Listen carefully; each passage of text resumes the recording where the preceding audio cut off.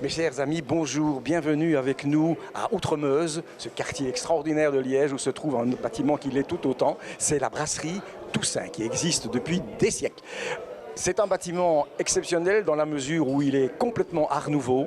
C'était le lieu idéal pour vous présenter aujourd'hui la sortie de trois livres liégeois. Nous irons rencontrer Michel Elsdorf et Paul-Henri Thomsen pour la sortie du premier album de Astérix et Obélix en Wallon de Liège. Nous irons aussi à la rencontre de Michel Elsdorf dans le cadre de la sortie du livre de son épouse sur la cuisine liégeoise.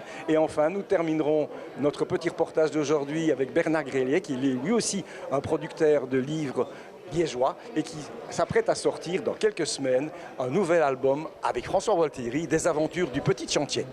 On va vous présenter tout ça et avant que je n'oublie, je vous présente à tous mes meilleurs vœux de bonheur pour l'année prochaine et bien en attendant aussi meilleurs vœux pour la Noël qui arrive très vite. Bonjour Castor, bonjour Pollux, je me permets, parce qu'on se connaît depuis quand même un certain temps maintenant, de vous appeler comme ça. J'ai changé de nom, c'est Paul-Henrix maintenant. C'est Paul-Henrix et Michel... Moi, j'ai changé de nom, je m'appelle Michel aussi. Voilà, il s'appelle Michel aussi. Voilà, Michel Elsdorf, Paul-Henri Thomsen. Je suis très heureux de vous revoir parce que ça veut dire qu'il y a du nouveau, il y a des choses qui ont bougé. Et comment il y a maintenant une bande dessinée d'Astérix en Wallon de Liège. Alors, comment elle est venue cette idée-là ? Ben, c'est bien simple, il faut rendre à César, c'est l'occasion de le dire, il faut rendre à César ce qui appartient à César et l'idée est rendre à mon épouse Yannick Delerès ce qui lui appartient. Parce que c'est elle, en tant que conceptrice de ce projet, c'est elle qui a, je vais dire, pendant 2 ans et demi, gratté, cherché, prouvé à une grosse maison d'édition française, Hachette, qui a les droits de Astérix. Elle a prouvé qu'il pouvait faire confiance à Noir Dessin, petite maison d'édition liégeoise. Il a fallu leur situer où était Liège de toute façon et prouver qu'on pouvait éditer un Astérix. Parce que c'était pas évident. Ils pensaient au départ qu'on allait faire ça à la limite en photocopie ou en édition digitale, imprimée à 100 exemplaires, ce qui n'est pas le cas. On est des professionnels depuis 30 ans, donc l'Astérix à Mont-les-Belges, en wallon liégeois, est un vrai album de 48 pages cartonné et nous avons eu les droits. Donc tout le monde nous pose la question parce que c'est vrai que c'est très très difficile d'obtenir les droits. Ça, c'est magnifique. Alors, Astérix, à Mont-les-Belges, évidemment. Alors je me tourne vers le linguiste. Quelque chose me dit que si même ça a été du travail, vous avez bien dû vous amuser, cher Paul-Henrix.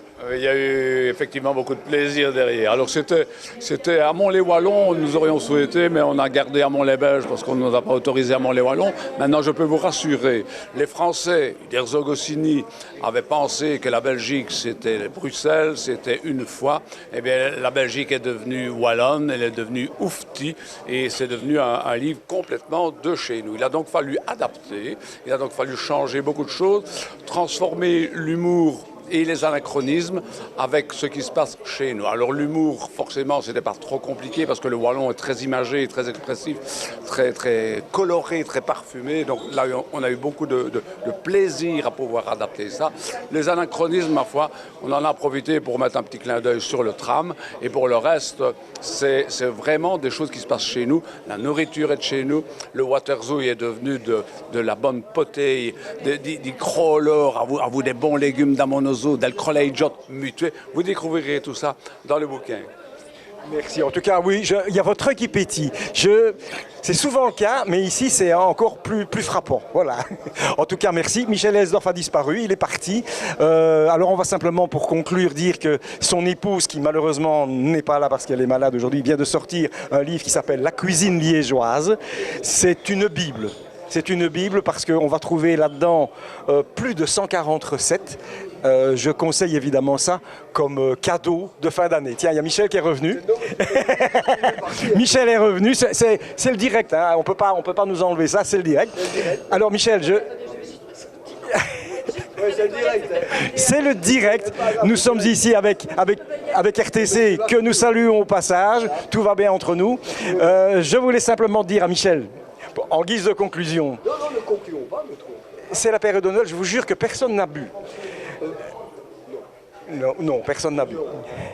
Michel, Michel, je viens d'en parler, mais je voudrais te dire bravo. Bravo à toi, bravo à Bernard Greyet. Vous êtes deux entrepreneurs wallons, liégeois, qui tiennent. Alors, je précise, sans subside, sans l'aide d'aucune structure, ni politique, ni culturelle. Politique, je ne veux pas, mais culturelle serait quand même bien qu'il nous donne un petit coup de main. Michel, vous parlez de TV Wallonie, là. Absolument. Parce que nous, c'est comme ça aussi. Voilà, bien. Donc, Michel, l'indépendance, c'est la liberté. Exactement. On peut dire ce qu'on veut, on peut faire ce qu'on veut. De toute façon, on essaye de faire le mieux possible. On essaye de faire le plaisir aux gens. Et surtout, c'est le but de Noir Dessin, on essaye de ne pas faire oublier aux Liégeois et aux Liégeois, c'est même aux Wallons et aux Wallonnes, on essaye de ne pas leur faire oublier leurs racines, leurs traditions, leur folklore. Et on utilise, je veux dire, les supports actuels, la bande dessinée, même des fois on a eu la musique et tout ça. C'est important. Quand ils n'auraient pu cela, ils n'auraient pu rien faire. Hein. Cette leçon vaut bien un fromage, sans doute, Michel. Avec ton Orval. Eh bien, merci pour tout ça.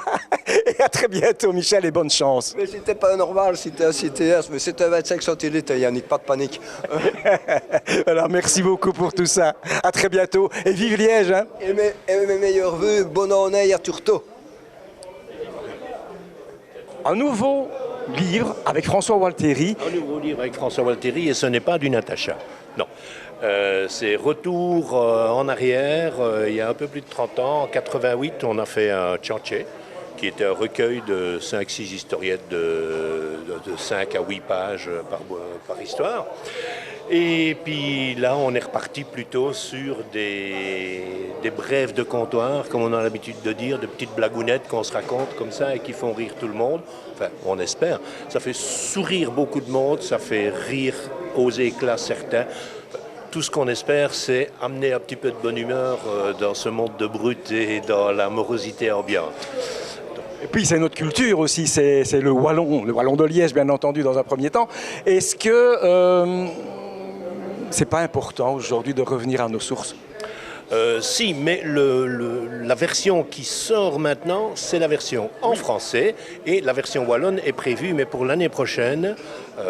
Il y a eu un problème de timing avec les traductions, etc. Donc il y a bien une version wallonne et retour aux sources qui se fera, mais elle se fera pour les fêtes du 15 août 2023.